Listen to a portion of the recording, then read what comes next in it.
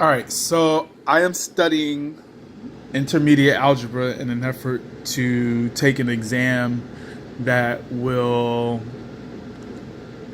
allow me to bypass and go right into intermediate algebra and go right into college algebra.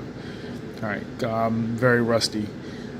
So I'm like in chapter 1 right now. But my question is for you really smart people.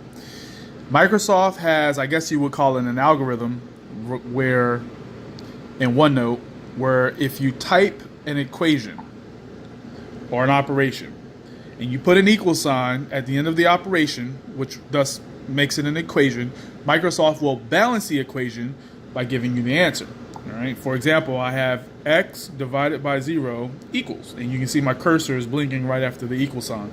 So if I hit the space bar, it's going to balance the equation. Okay. And as you can see, 0 appeared. All right.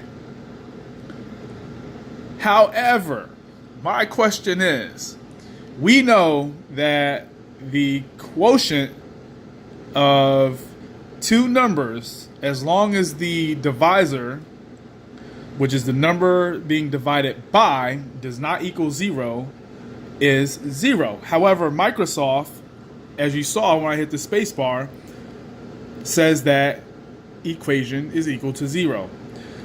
So, however, let me just show you here. When I go to this equation, where technically it would be 0, and when I say this equation, I mean the one right below it.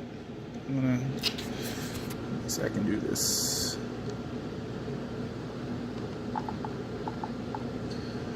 All right, so when I hit the space bar after this operation, after the equal sign, it doesn't give me an answer, which technically it should be 0. So my question is, why does Microsoft give me a 0 when it should be undefined, but where the answer should be 0,